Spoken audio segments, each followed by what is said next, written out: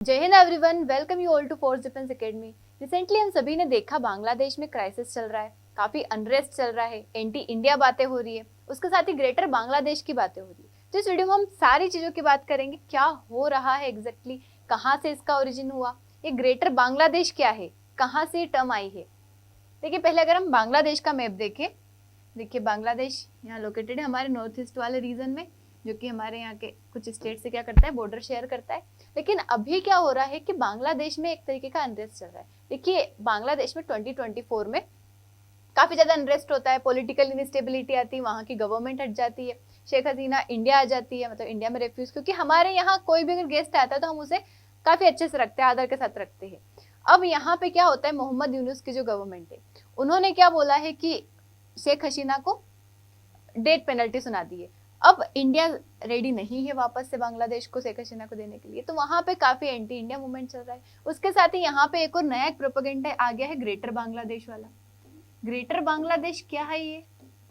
देखिए, एक्चुअल में एग्जिस्ट नहीं करता है, नहीं वहां की कोई गवर्नमेंट कहती है, नहीं कहीं लिखा हुआ है कोई ऑफिशियल है ग्रेटर बांग्लादेश, बट ये काइंड ऑफ प्रोपेगेंडा है, जिसमें क्या है, ये नॉर्थ ईस्ट वाला जो रीजन है, इसको लगता है बांग्लादेश को कि मेरा ही है, जो कि इंडिया ने ले रखा है। जबकि इसे ये नहीं पता है कि बांग्लादेश को बनवाने वाला ही इंडिया था। मतलब पता है, लेकिन इस चीज को कोई ध्यान नहीं रखता है। पहले ये खुद ईस्ट पाकिस्तान हुआ करता था, फिर बाद में जब 1971 की वॉर होती है, तब हम क्या कराते हैं, बांग्लादेश को लिबरेट करवाते हैं और अलग से एक नेशन बनवाते हैं। लेकिन अभी इसे क्या लग रहा है कि ये जो रीजन है, ये बांग्लादेश का और ये इंडिया ने ले रखा है, ये हमारा रीजन है।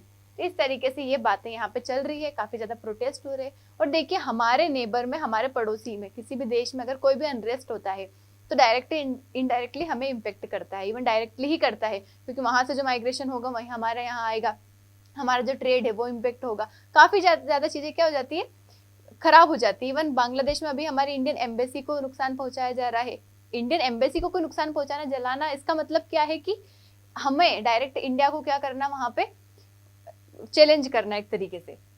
अब देखिए, रिसेंट इंडिया बांग्लादेश क्राइसिस क्या है, मतलब कोई एक इवेंट नहीं हुआ है, अभी कई सारे इवेंट हुए हैं जो ओवरलैप कर रहे हैं इस टेंशन को, टेंशन को बढ़ा रहे हैं।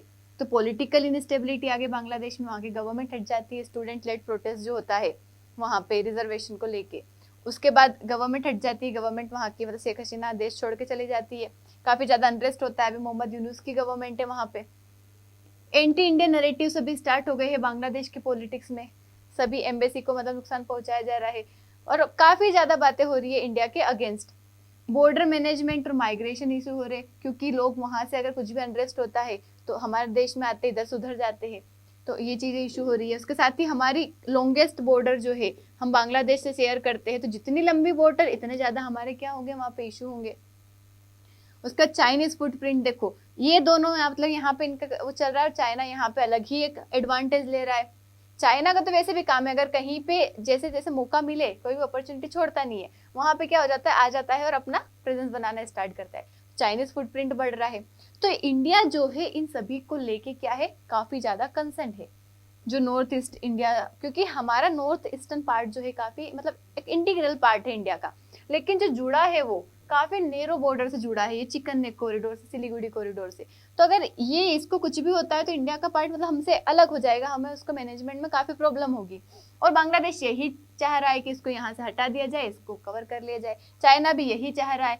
तो दोनों मिलके इस रीजन को लेने की कोशिश कर रहे हैं। यही हमारे लिए क्या है, एक चैलेंजिंग सिचुएशन है जिसको हमें डील करना है। अब देखिए, इंडिया बांग्लादेश का रिलेशन क्यों मैटर करता है, तो ऑब्वियसली सबसे लंबी बॉर्डर शेयर करते हैं, 4096 किलोमीटर की लैंड बॉर्डर है, और सबसे मतलब लॉन्गेस्ट बॉर्डर है हमारी। और इंडिया जो है, मतलब बांग्लादेश जो है, हमारा क्या है, काफी अच्छा नेबर है। इवन हमारा रिलेशन भी बांग्लादेश से काफी अच्छा रहा है पहले के टाइम पे अगर हम देखें तो, मतलब अभी जो शेख हसीना की जब से गवर्नमेंट है, काफी अच्छा रिलेशन था, लेकिन अभी उसमें थोड़े उतार चढ़ाव आ गए हैं।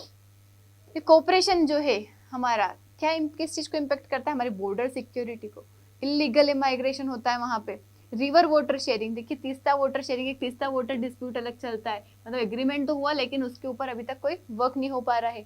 चाइना का इन्फ्लुएंस बढ़ रहा है। तो ये सारी चीजें जो है इम्पेक्ट करती है अगर हमारे बांग्लादेश के साथ रिलेशन में कुछ भी प्रॉब्लम होती है। क्या भाई, ग्रेटर बांग्लादेश, इसकी भी बात कर लेते, ये भी अभी न्यूज में काफी ज्यादा है। ये एक आइडियोलॉजिकल मतलब कॉन्सेप्ट है, कोई ऑफिशियल पॉलिसी नहीं है।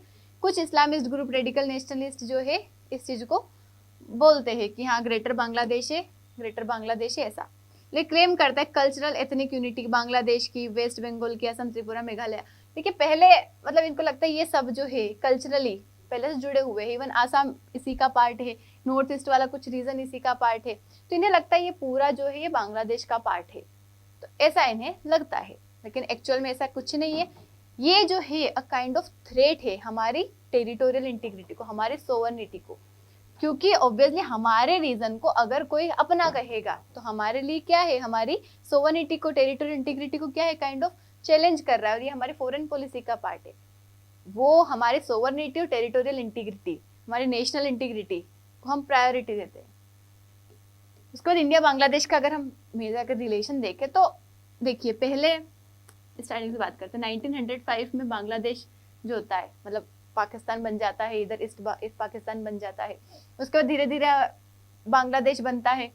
बांग्लादेश तो देखिए पहले तो ईस्ट पाकिस्तान ही था, लेकिन जब वेस्ट पाकिस्तान मतलब जो पाकिस्तान है वो टॉर्चर करता है, काफी ज्यादा प्रॉब्लम्स क्रिएट करता है इधर, तो यहाँ की इसकी हेल्प करता है इंडिया और इसे लिबरेट करवाता है। इंडिया चाहता तो तब भी कंट्रोल कर लेता अगर इंडिया को इतनी ही इस जगह की रिक्वायरमेंट होती, लेकिन हम ऐसा नहीं करते किसी के साथ, जिसका रीजन है उसे देते। हमने इसको लिबरेट करवाया, बांग्लादेश बनवाया, हमारा तो वेस्ट बंगाल वाला रीजन है ही सही, पहले बांग्लादेश बना, 1971 की वॉर होती है, इवन हमारे सोल्जर्स भी काफी ज्यादा क्या होते हैं वहां पे, घायल होते हैं, उनकी डेथ हो जाती है। उसके बाद भी हम क्या करवाते हैं, बांग्लादेश के लिए लड़े हम यहाँ से, 1971 लिबरेशन वॉर का सपोर्ट, उसके बाद बांग्लादेश का फॉर्मेशन हो जाता है, काफी अच्छा रिलेशन हमारा रहता है, धीरे धीरे हमारी ट्रीटी होती है, ट्रेड होता है, ट्रेड बढ़ता है, फ्रेंडशिप होती है, लैंड बाउंड्री एग्रीमेंट होता है, ट्रेड एंड ट्रांजिट एग्रीमेंट्स होते हैं, ज्वाइंट एक्शन होते हैं अगेंस्ट इंसर्जेंसी, ऐसे धीरे धीरे क्या होता है हमारा रिलेशन काफी अच्छा बन जाता है, तो इंडिया का बिगेस्ट ट्रेडिंग पार्टनर बन जाता है साउथ एशिया में। बट अभी क्या होता है, कुछ अनरेस्ट की वजह से चीजें बिगड़ रही है। रिसेंट अपराइजिंग क्या होता है, स्टूडेंट लेड प्रोटेस्ट हुआ, देन फिर अपोजिशन का एजिटेशन होना इन चीजों के ऊपर, फिर इलेक्शन का मैनिपुलेशन होना, मतलब बांग्लादेश ने सारी चीजें देखी कि बांग्लादेश में ये सारी चीजें चल रही है। और इसका कारण क्या है, मैं देखिए जहाँ पे गरीबी रहेगी, अनएम्प्लॉयमेंट रहेगा, इन्फ्लेशन रहेगा, ऐसी चीजें ज्यादा बढ़ती है। अनएम्प्लॉयमेंट कि जॉब नहीं मिलती लोगों को, तो फिर पैसा नहीं रहता है, तो फिर वो चीजें आती है, आक्रोश निकलता है। गवर्नेंस एंड डेमोक्रेटिक कंसर्न, क्योंकि प्रॉपर गवर्नमेंट नहीं है, इनस्टेबिलिटी हो रखी है।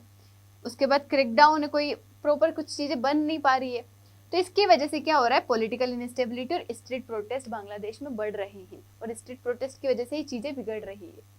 बट इंडिया क्यों वरी करना चाहिए, बांग्लादेश में अगर कुछ हो रहा है तो इंडिया क्यों वरी करेगा, क्योंकि पॉलिटिकल इंस्टेबिलिटी की वजह से हमारे यहाँ रेफ्यूजी इनफ्लो होता है, वहाँ इंस्टेबिलिटी, लोग हमारे देश में आते हैं, एक्सट्रीमिस्ट ग्रुप जो होंगे ये बढ़ेंगे। अभी हम हमारे यहाँ नक्सलिज्म को खत्म करने की बात कर रहे हैं, एक्सट्रीमिज्म को खत्म करने की बात कर रहे हैं, बट इन चीजों की वजह से वापस से बढ़ेंगे।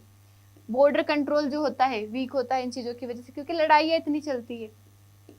और नॉर्थ ईस्ट इंडिया जो है काफी वल्नरेबल रीजन है हमारे पास। देखिए अगर एक्सेस देखें अगर हम लैंड से, सिर्फ चिकन नेक 22 किलोमीटर का एरिया ही हमारे पास है, जिससे हम क्या कर सकते हैं, नॉर्थ ईस्ट में जा सकते हैं वाया लैंड। हम वैसे कर रहे हैं, दूसरा वाया सी भी, म्यांमार के थ्रू मल्टी मॉडल प्रोजेक्ट कालाधन की हम बात करते हैं, हम बना रहे हैं, लेकिन जो मेन अगर लैंड बाउंड्री की बात करें तो वो वही है, और बाकी बांग्लादेश से होके हम जा सकते हैं। बट बांग्लादेश अगर अलाउ नहीं करेगा, ऐसी इनस्टेबिलिटी रहेगी, तो हमारा वो रीजन भी इफेक्ट होगा यहाँ से भी। इंडिया प्रीफर करता है हमेशा स्टेबल, सेक्युलर और फ्रेंडली गवर्नमेंट, मतलब हमेशा चाहता है कि स्टेबिलिटी रहे।